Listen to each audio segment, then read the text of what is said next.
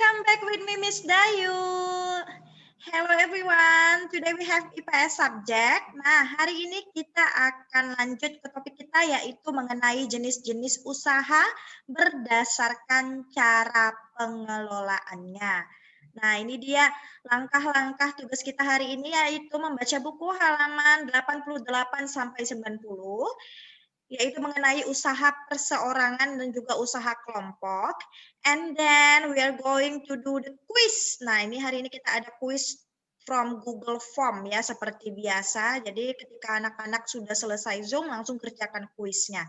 Nah, please submit your quiz on Friday 29 January 2021. Ini jangan lupa quiznya disubmit hari Jumat, paling lambat hari Jumat 29 Januari ini. Oke, kita langsung saja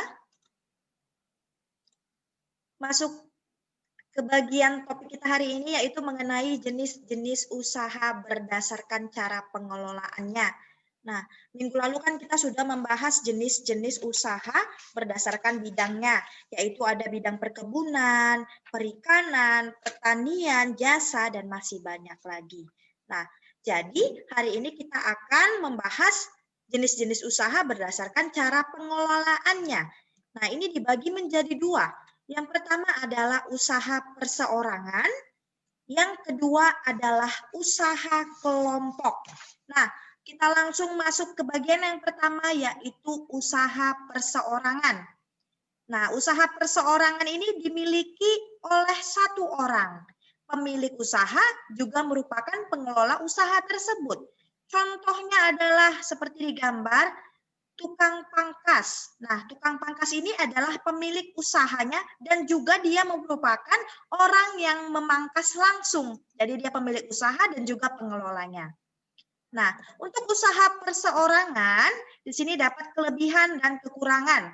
Untuk kelebihan yang pertama adalah pemilik dapat mengembangkan usaha sesuai dengan keinginannya. Lalu keuntungan yang diperoleh dapat dinikmati sendiri. Dan pengambilan keputusan dapat dilakukan dengan cepat. Nah, karena dia ini hanya milik dia sendiri, jadi segala sesuatu keputusan itu dilakukan oleh dia sendiri.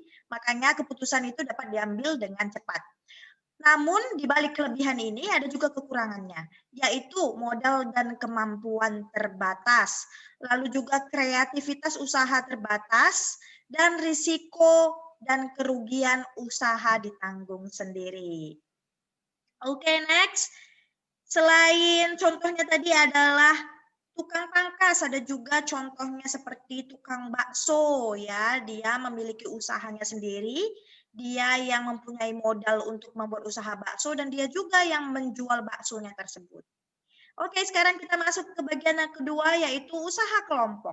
Nah, usaha kelompok yaitu usaha yang dikelola dan dimiliki oleh lebih dari satu orang. Nah, untuk usaha kelompok ini juga memiliki kelebihan dan kekurangan.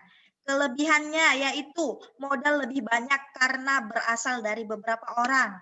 Lalu risiko dan kerugian usaha ditanggung bersama dan ide serta kemampuan usaha juga lebih banyak karena tadi kan anggotanya juga sudah banyak lebih dari satu orang.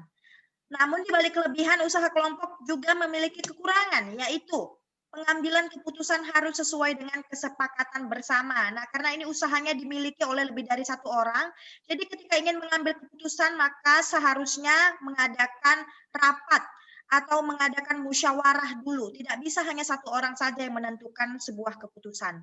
Lalu next, keuntungan dibagi dengan pemilik modal lainnya. Nah, karena usahanya ini kelompok, modalnya juga dikumpulkan bareng-bareng, otomatis untungnya juga dibagi dengan pemilik modal lainnya.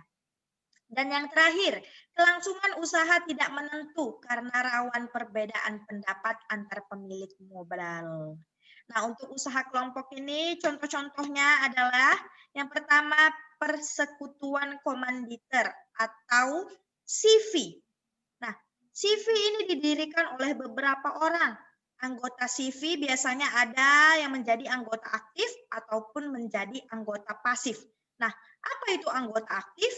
Anggota aktif adalah anggota yang menanamkan modal sekaligus dia juga menjalankan kegiatan usahanya. Kalau anggota pasif yaitu anggota yang hanya menanamkan modalnya saja, dia tidak ikut melaksanakan usaha. Next, selain CV ada firma. Ini didirikan oleh 2 orang atau lebih.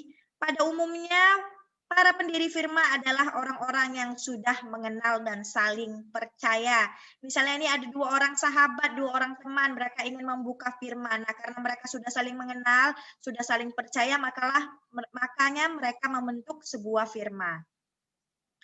Lalu perseroan terbatas atau PT. Nah, ini sudah lebih besar lagi ya contoh usahanya, yaitu didirikan oleh 2 atau lebih. Modal berasal dari penjualan saham. Nah, saham itu apa ya, Miss? Saham itu adalah surat berharga yang menjadi bukti kepemilikan perusahaan. Nah, saham di sini dapat diperjualbelikan kepada orang lain. Oke, next. Yang terakhir, koperasi. Nah, ini sudah tidak asing ya, anak-anak dengan koperasi pasti sudah banyak yang tahu, yaitu usaha bersama yang beranggotakan perseorangan atau badan hukum atas azas kekeluargaan. Model koperasi ini biasanya berasal dari simpanan pokok dan simpanan wajib para anggotanya. Nah, biasanya koperasi bertujuan untuk meningkatkan kesejahteraan anggotanya. Selain itu, koperasi juga bertujuan untuk ikut membangun tatanan ekonomi nasional dalam rangka mewujudkan masyarakat yang maju, adil, dan makmur. Oke, sekian penjelasan Miss mengenai jenis-jenis usaha berdasarkan cara pengelolaannya. Thank you for watching.